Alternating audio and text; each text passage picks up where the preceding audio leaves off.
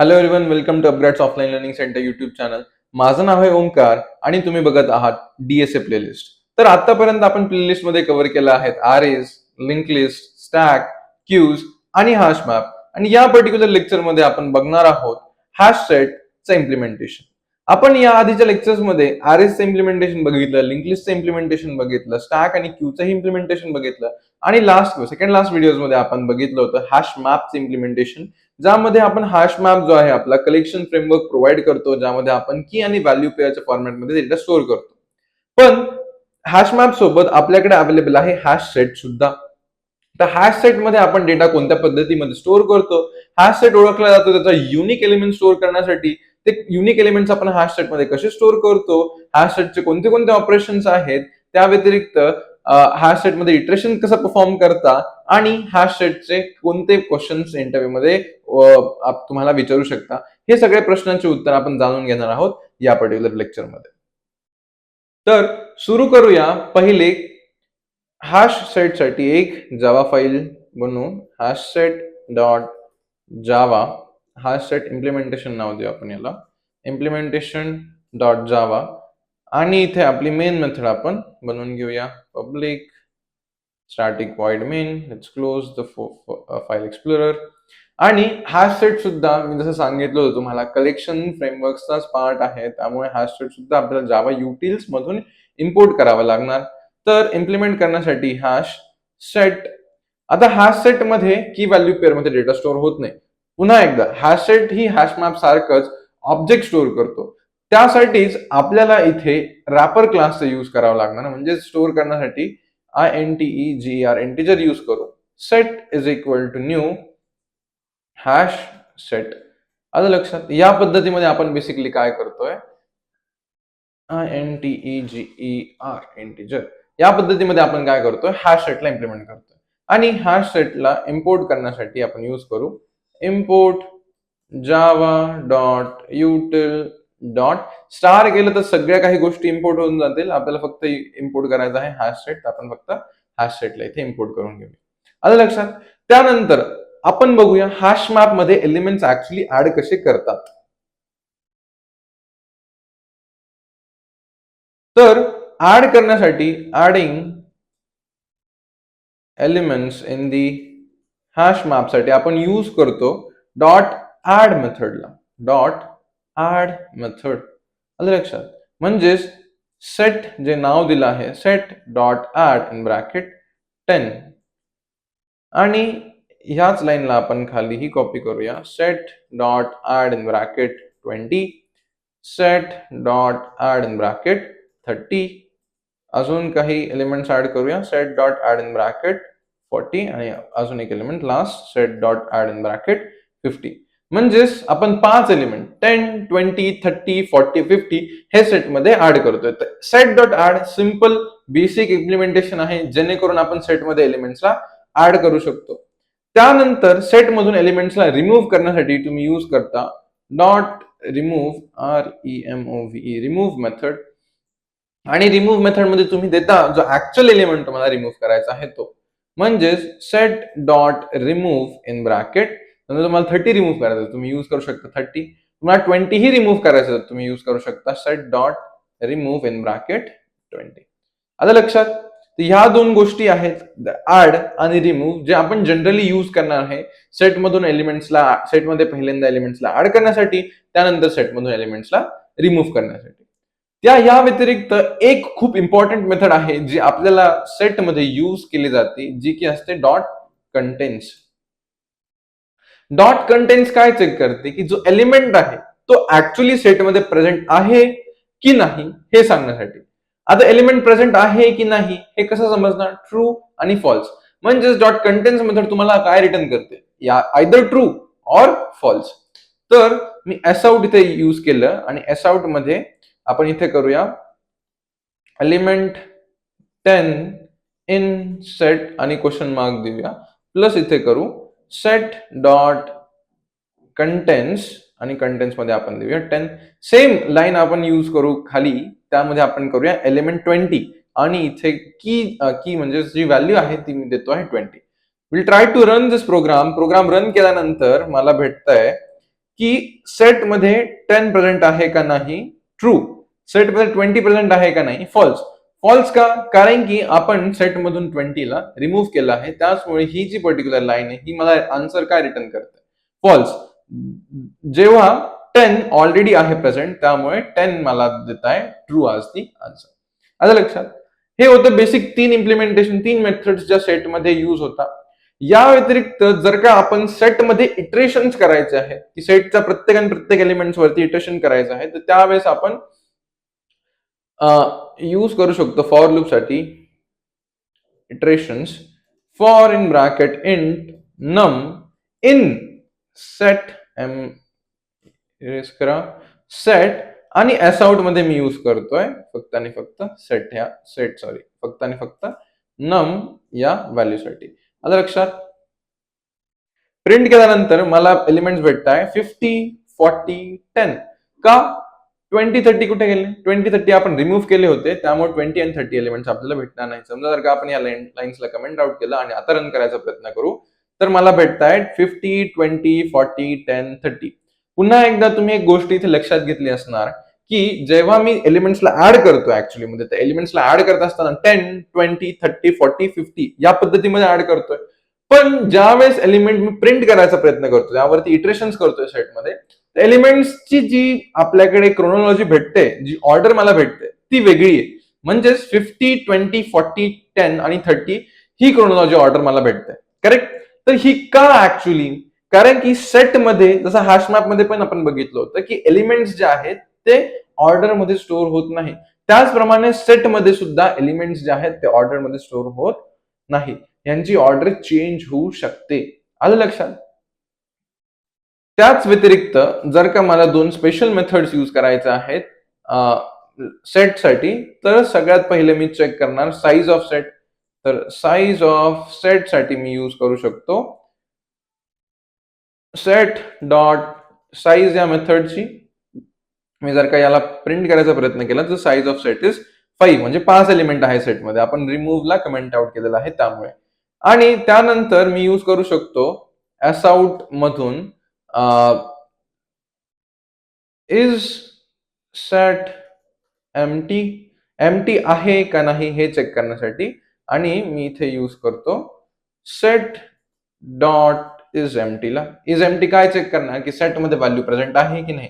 तर जिथे मला आन्सर भेटतोय फॉल्स, म्हणजेच सेटमध्ये ऍक्च्युअली मध्ये व्हॅल्यू आहे प्रेझेंट, त्यामुळं सेट एम्प्टी नाहीये. आलं लक्षात?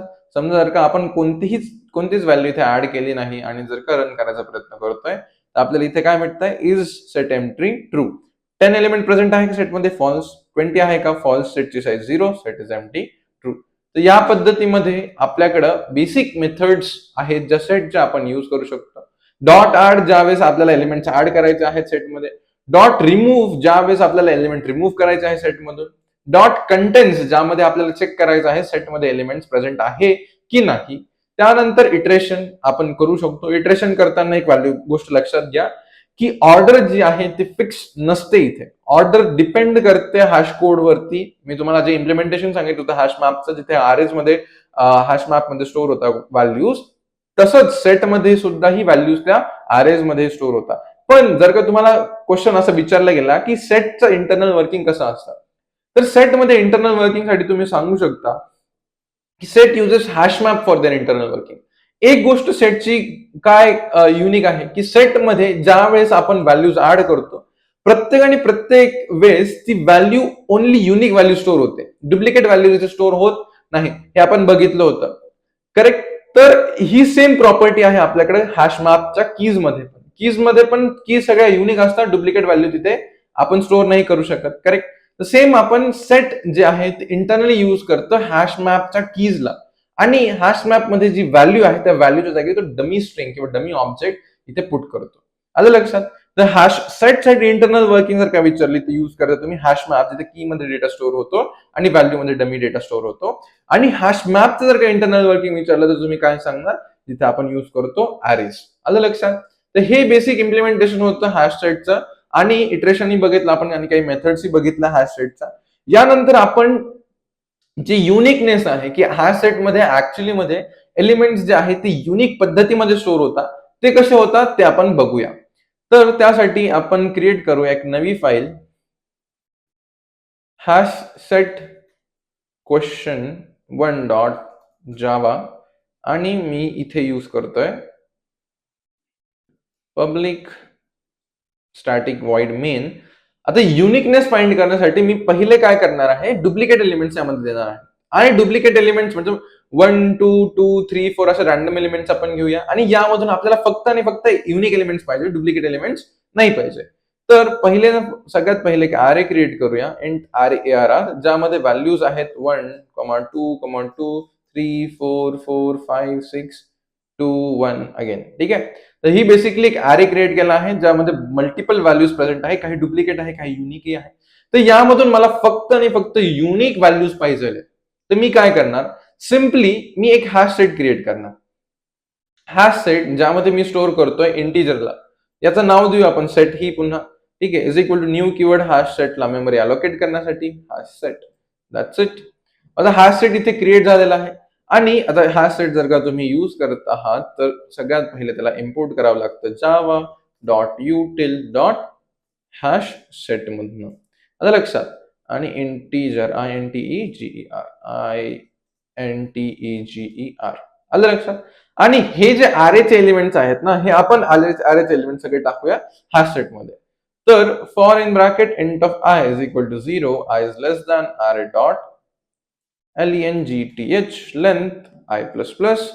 म्हणजेच अरे वरती आपण ट्रॅव्हर्स करतोय, डॉट इथे राहिला, अरे डॉट लेंथ I++ आणि आपण सेट मध्ये ह्या एलिमेंट्सला ऍड करूया. Set dot add in bracket array of I.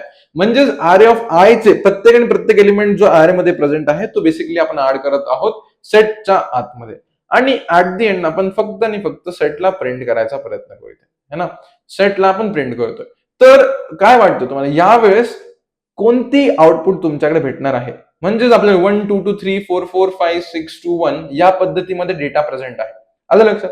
तर युनिकनेस जी आहे सेटची त्याला जर का बघितलं तर आपल्याकडे इथे सेटमध्ये 1 2 3 4 5 6 अशी आउटपुट यायला पाहिजे. एकदा रन करायचा प्रयत्न करू आपण या फाईलसाठी आणि माझ्याकडे आन्सर भेटतंय 1 2 3 4 5. म्हणजे फक्त आणि फक्त युनिक एलिमेंट्स इथे मला भेटत आहेत.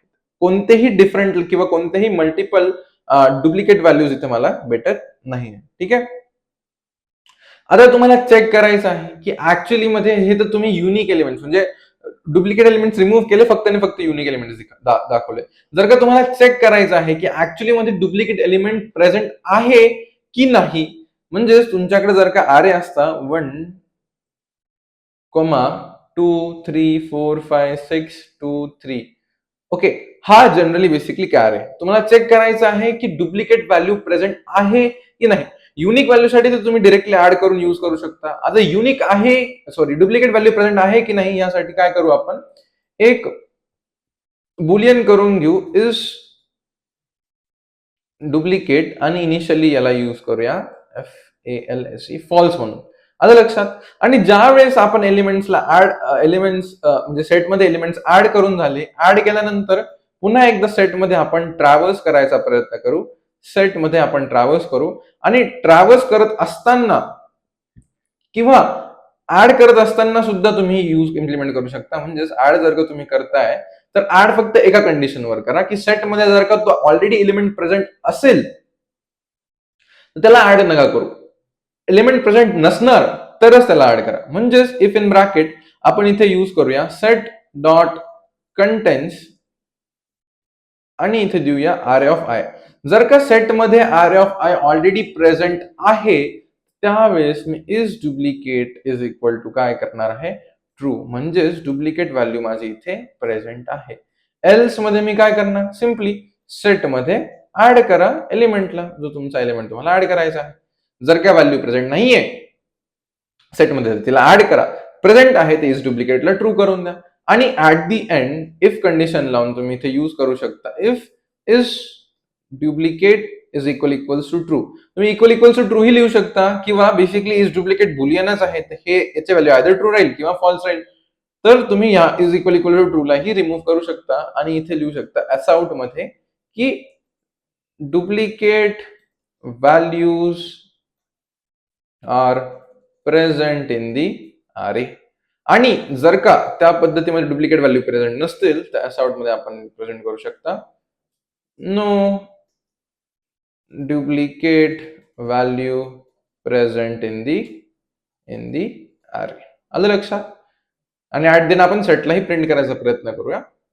तर इनिशियल मला काय वाटतं duplicate values are present in the array. का डुप्लिकेट व्हॅल्यूज प्रेझेंट आहे? 1 2 3 4 5 6 2 आणि 3 आहेत ना डुप्लिकेट. समजा जर का मी 2 आणि 3 ला इथे रिमूव्ह करून दिलं, आता सगळे युनिक व्हॅल्यूज आहेत. आणि हे जर का बघतोय आपण तर काय आन्सर येतं मला? No duplicate values are present in the array. तर बेसिकली तुम्ही या पद्धतीमध्ये सेटमध्ये व्हॅल्यूज डुप्लिकेट आहेत आणि त्यामधून तुम्हाला युनिक व्हॅल्यूज काढायचे आहेत तर तेही इम्प्लिमेंटेशन करू शकता. सेटमध्ये अरे मध्ये डुप्लिकेट व्हॅल्यूज आहेत की नाहीत हे चेक करण्यासाठी ही सेटचा यूज तुम्ही इथे करू शकता. किंवा तुमच्याकडे समजा जर का दोन डिफरंट आरएस दिलेत, एक आहे RA1 आणि एक आहे तुमच्याकडे RA2. समजा याला घेऊ आपण RA1 इज इक्वल टू आणि RA2 इज इक्वल टू. याला 1 2 3 4 घेऊया, 5 5 6 7 कट करूया.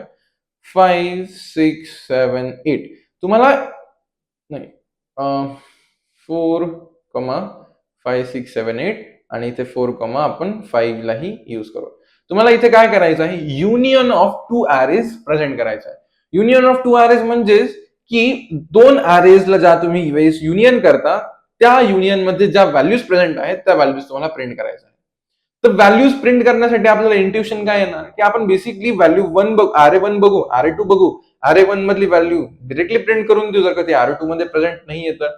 आणि अँड सो ऑन वाईस वर्सा आपण RA2 सोबत ही करू शकतो. आणि प्रत्येक वेळेस आपल्याला युनियन फाइंड करायचं म्हणजे दोन्ही पण अरेज मधनं सगळ्या व्हॅल्यूज आल्या पाहिजे ज्या की युनिक आहेत. कॉमन व्हॅल्यूज फक्त एकदा घ्या. करेक्ट? तर यासाठी या इम्प्लिमेंटेशनसाठी आपण इज बुलियनला रिमूव्ह करूया, या इटरेटरलाही रिमूव्ह करूया. बेसिकली हा सेट बनवला आहे मी, हा सेट तसा तसाच ठेवू. हा सेट मध्ये मी दोन्ही अरे मध्ये ट्रॅव्हर्स करून हा सेट मध्ये त्या व्हॅल्यूजला ऍड करायचा प्रयत्न करणार. म्हणजेच हा सेट मध्ये 1 2 3 4 5 ऍड करणार, पुन्हा 4 5 6 7 8 ही ऍड करणार. आणि युनियनचा आन्सर मला ऍक्च्युअली मध्ये युनियनचं जे आन्सर आहे ते काय भेटलं पाहिजे? 1 2 3 4 5 6 7 आणि 8. करेक्ट? कारण की या पर्टिक्युलर युनियन मध्ये all the values that is present in RA1 आणि RA2 दोन्ही पण कव्हर होत आहेत. करेक्ट? तर सेम इम्प्लिमेंटेशन मला इथे करण्यासाठी मी काय यूज करणार? For in bracket int of त्याचा नमच घेऊ आपण इथे RA1 मध्ये आणि हे जे आहे set dot add in bracket num advance for loop use केला आहे, चालून जाईल. सेकंड फॉर इंट ऑफ नम पुन्हा RA2 मध्ये आणि त्यालाही आपण काय करूया? Set dot add in bracket num. आलं लक्षात? म्हणजे RA1 मधूनही सगळे एलिमेंट्स ऍड केले, RA2 मधूनही सगळे एलिमेंट्स ऍड केले. आणि त्यानंतर जर का मी एस आउट प्रिंट करत आहोत सेटला तर मला इथे भेटतंय 1 2 3 4 5 6 अँड 7. आलं लक्षात? म्हणजेच त्या सगळ्या व्हॅल्यू ज्या ऑलरेडी सेटमध्ये प्रेझेंट आहेत आणि दोन्ही अरेज मध्ये प्रेझेंट आहेत ते आन्सर भेटतं, जे की आपण प्रेडिक्ट केलं होतं 1 2 3 4 5 6 7. आलं लक्षात? म्हणजे युनियन ऑफ टू अरेज जरी तुम्हाला परफॉर्म करायचं आहे तरी तुम्ही सेटचा यूज करू शकता. कंटेंट डुप्लिकेट चेक करण्यासाठी की डुप्लिकेट व्हॅल्यू प्रेझेंट आहे की नाही ते सुद्धा चेक करण्यासाठी तुम्ही सेटला यूज करू शकता. रिमूव्ह डुप्लिकेट एलिमेंट्सला रिमूव्ह करून फक्त युनिक व्हॅल्यूज ठेवायचा असला तर त्यावेळेसही तुम्ही सेटला यूज करू शकता. एक गोष्ट लक्षात घ्या, प्रत्येक वेळेस हॅश मॅप यूज करणं सफिशियंट नसतं किंवा इफिशियंटही नसतं. त्यामुळे आपल्याला जेव्हा डुप्लिकेट एलिमेंट्सला रिमूव्ह करायचं आहे किंवा युनिकनेस बद्दल काही क्वेश्चन आहे ज्याच्या थ्रू आपल्याला सोल्युशन फाइंड करायचं आहे, तर instead of using hash map आपण यूज करतो हॅश सेट. कारण की कंपॅरेटिव्हली हॅश सेटची जी स्पेस कॉम्प्लेक्सिटी आहे ती कमी आहे हॅश मॅप पेक्षा. कारण की हॅश मॅप मध्ये आपण की व्हॅल्यू स्टोअर करतो, की आणि व्हॅल्यू दोन गोष्टी स्टोअर करतो, त्यामुळे तिची स्पेस थोडी जास्त लागते. हॅश सेट मध्ये ती स्पेस कमी लागते. आणि जे बेसिक ऑपरेशन्स आपण बघितले होते इम्प्लिमेंटेशन मध्ये, जसं डॉट कंटेंट झालं, या ऑपरेशन साठीही जी मला टाइम कॉम्प्लेक्सिटी लागते ती कॉन्स्टंट म्हणजे बिग ऑफ 1 टाइम कॉम्प्लेक्सिटी. यासाठी ही big of 1 time complexity. Remove करण्यासाठी बिग ऑफ 1, ऍड करण्यासाठी बिग ऑफ 1. जर का तुम्ही ऍड करताय, रिमूव्ह करताय, सर्च करताय, सगळे जर का तुमचं बिग ऑफ 1 मध्ये होत आहे तर तुम्हाला काय गरज आहे हॅश मॅप किंवा दुसऱ्या डेटा स्ट्रक्चर्सकडे बघण्यासाठी? आलं लक्षात? तर हे बेसिकली होतं सेटचं इम्प्लिमेंटेशन आणि आपण बघितले सेटचे काही क्वेश्चन्स. पुन्हा एकदा भेटूया नवीन व्हिडिओमध्ये. Thank you for watching.